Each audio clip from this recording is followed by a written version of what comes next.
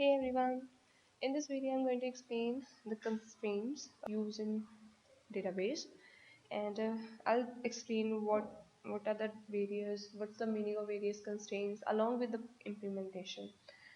So first of all, let's see what's the meaning of the word constraint. See, the constraint means the word meaning of the word constraint is restriction. So in the context of database, what we mean by constraint? Constraints are the rules or restrictions enforced in the columns or the table. Now you want to apply some sort of rules on the tables or on the column level, then you can apply, we call them constraints. For example, if I say that I have the table of students and I don't want the marks of the student to be greater than 100, they always has to be less than 100. So I can apply this can be one rule.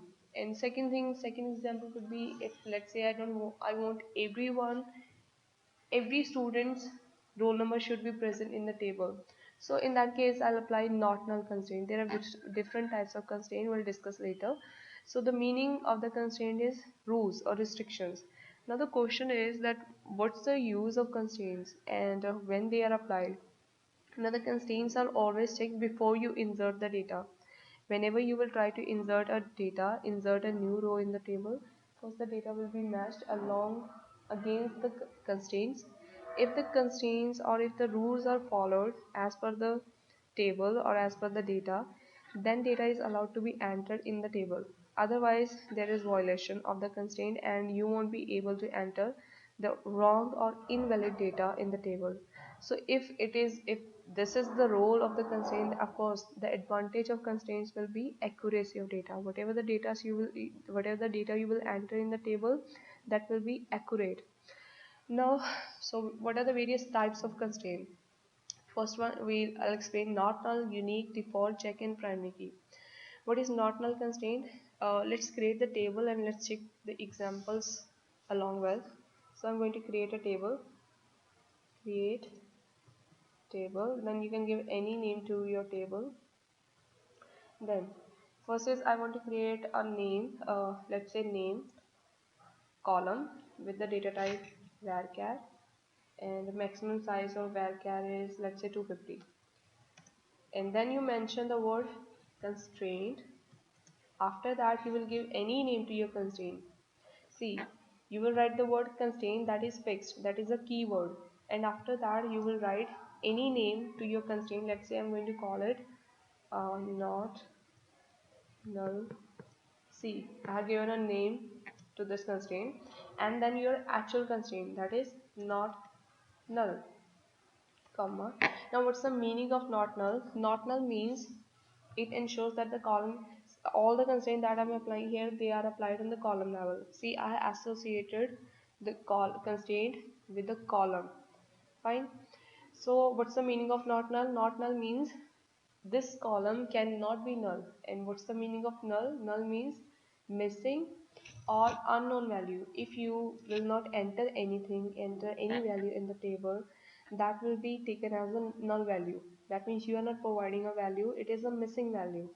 And often a mistake that people make, they consider zero as null value, or they consider space as a blank as a not value. See, 0 is the value itself. If I say, if I'm maintaining a record that what are the marks of student and somebody's marks are 0, 0 is a value itself, it's not a blank, it's not a missing value.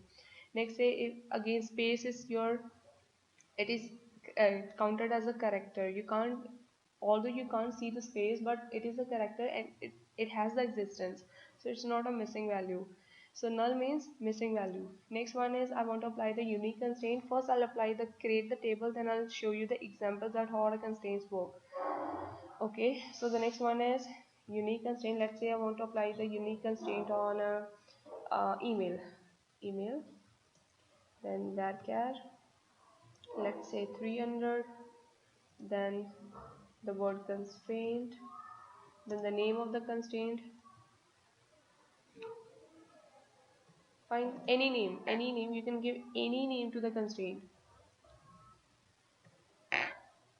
space, the actual constraint. Next is, now the main unique constraint means ensures that all the values in the column are different. That means you cannot, the word unique means one of its kind, so you cannot repeat the values in the column. If one value has been given in the column, you cannot insert the same value again. So this is your unique constraint. Next one is what's the next one? Okay, see, after that I'm going to explain the primary key. Primary key is basically, it is a combination of unique and not null. Now, and what's the use of primary key? Primary key uniquely helps you to identify each row or record in the table. If I want to identify, if I want to find any value in the table, if I want to look for any value, whether it's a row, it's a cell, or it's a column in the table, I can take the help of primary key. It's like an index. You're taking it as an index because it is unique, it is not null, and it will help you to get to any value. Now, what's the difference between primary key and not null, or primary key and unique? See, primary key is a combination of both. It is unique, at the same time it is not null. Whereas your not null key might be, means it cannot have null values, but it might have duplicate values. So not null does not mean that it is unique. And whereas if I talk about unique, unique means every value has to be different, but it can also include null values. So when you combine the properties of both unique key and not null, that becomes your primary key. And one more important thing to add here is one table can have only one primary key, because we are making a one column like an index from which we can find anything in the table, and that should be one. From one column we can find anything in the table, so that's why we have only one primary key in the table. Now the implementation, I'll write let's say id, that's the name of the column, integer, then constraint, then the name of the constraint, primary key constraint, let's say primary key, okay, primary key, and then the actual constraint, primary key. Always follow this method: column name followed by data type followed by the word constraint, the name of the constraint, and your actual constraint. Now the next one is check constraint. Check constraint is basically ensures that all the values in the column satisfy certain conditions. See, I have discussed three constraints till now, like not null, unique, and primary key. They are like general rules, and generally I'm saying that this column cannot be null. This column has to get the unique value. What if I want to apply some rules? What if I want to design some rules? In that case, I'll use the check constraint. Check constraint allow you to define your own rules, let you define your own restrictions. So let's say I have the column salary, sorry, integer. The data type is, oh, that is data type. Then the word constraint, and then you will write name of the constraint. Let's say chk check constraint. That's the name of the constraint. I can give any name. So I'll check. Okay, CKH, fine, anything. After that, my actual constraint is check, CHECK, and in the values that you will provide for the check constraint, that will be written in the parenthesis. You will write the answers in the parenthesis. Parentheses are your brackets, fine. So what I want to apply, the what constraint I want to apply, I want to apply that salary has to be less than 2 lakhs. Fine, this is the constraint that is applied by me. Now the last one is default constraint. Default constraint means it provides a default value for the column when no value is specified. If you are not providing any value, by a system, your computer will pick a default value. Let's say uh, the column name is department, data type is varchar 100, anything. You can mention the maximum size in the varchar. So I have mentioned 100 character. That means at max 100 characters could be inserted in this column. Now see, for all four, first four constraints, I have used the word constraint followed by the constraint name and then the actual constraint. Your default constraint does not work with the constraint keyword. So what you will do, you will directly write default in the quotes you will write your default value. Let's say I want to make the default department CSE. So it is column name followed by data type followed by default keyword followed by default value in the quotes. So let me close this bracket and let's create the table. Execute. It says that table name already used by existing objects. So I'll drop the first table. Drop table employee so that this table can be created. So it says that, oh sorry, spellings. Drop. Execute. Table has been dropped. Now it says that name already exists by used by the existing constraint. To this constraint, this email, somebody has already taken this constraint name, so I'll just use some another name. CC1. Okay, I can give any name, so I'll give UNCC1. Okay, name is already used by the existing constraint. Even that one is used. Remove that because the table has already been deleted. If we change it, execute. What's wrong with it?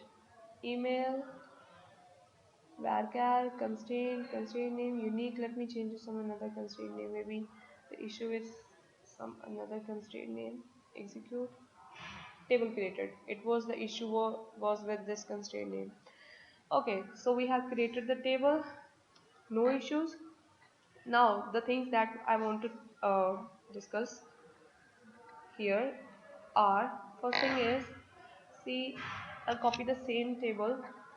I'm going to create a new, I'm going to create a just new table out of that. Everything is same.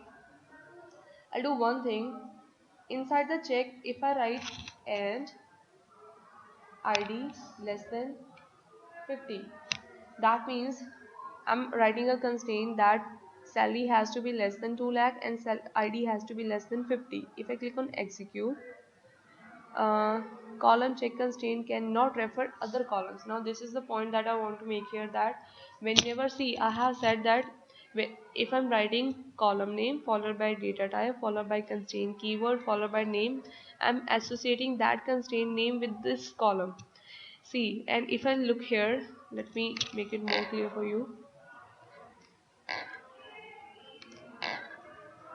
What is written here? I'm making a salary column followed by integer data type followed by constraint keyword followed by the name of the constraint. Now salary is associated with salary, but ID is not the part of this column. So that's why I say that column check constraint cannot refer other columns. So what if I want to do, if I want to make this constraint, then I'll just separate the definition. Now this is one column, data type, comma, separate it from another constraint name, and there I can do this. And let me change the name of the constraint because I have already created these constraints, so I'm just changing the names. So let me change it as well. So if I click on execute, table created, so no issues. So whenever you have more than one condition to apply in the same check constraint, just separate your condition with the comma, write constraint, the name of the constraint, check. In the bracket you can mention any number of conditions because you are making the definition of the column and the definition of your constraint separate, so there is no reference.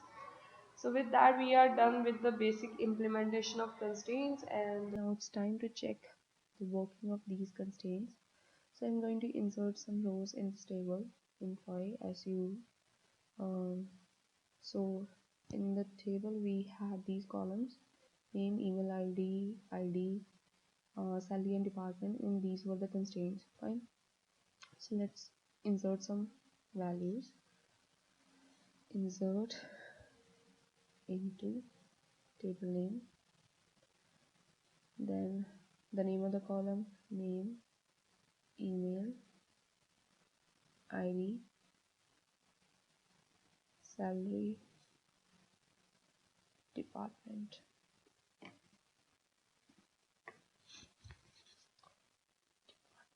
Okay, then you mention the values, so I'll mention value, and in the parenthesis you will mention all values from there. First is name, so I'll mention, let's say, Akash. Next is email, akash@gmail.com. Close the quotes, and since it was varchar, so I'll write the quotes here. I'll give the values in quotes, comma. The next thing is ID. Let's say ID is 1, comma. Salary, let's say salary is 50,000, comma. Department, okay. Let's say it is EC. Close the quotes, put the semicolon. I'm going to write the select commands as well so that I can see the values all together. Employee, semicolon, and execute. So we got a new row, Akash, email, and this. Now let's start, let's check the working of the constraints. The first constraint was not null. That means I cannot keep the name null. I cannot. Okay, let me do this. Let's say I want to insert one more row with the roll number, with the email ID, sorry, with the ID 2, and with the email venkata@gmail.com, and salaries is, and department is EC. But I will not give any name here. So if I click on execute,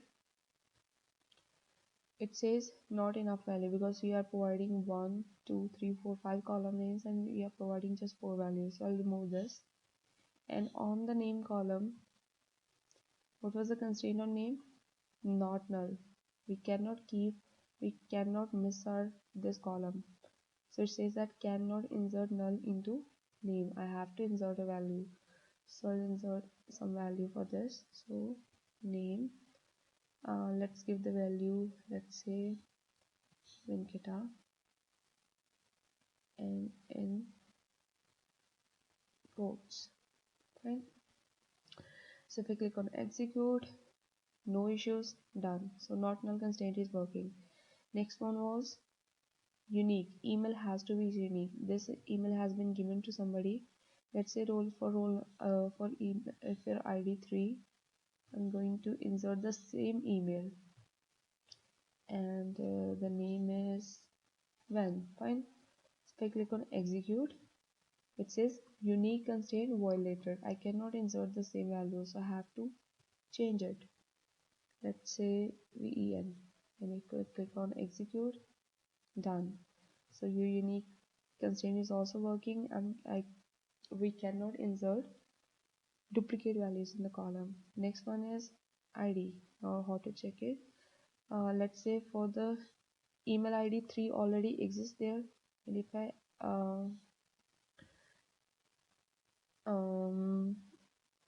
Manu, that's the another name. So there is one more user Manu, and department is mechanical, and okay, salary is, let's say the salary is 60,000, and since ID 3 already exists, and if I try to insert the same ID, it says what the error is: unique constraint violated, because your primary key is the combination of unique plus not null, so I cannot insert the same value. So unique is working. What if I remove the values? If I don't give any value for the ID,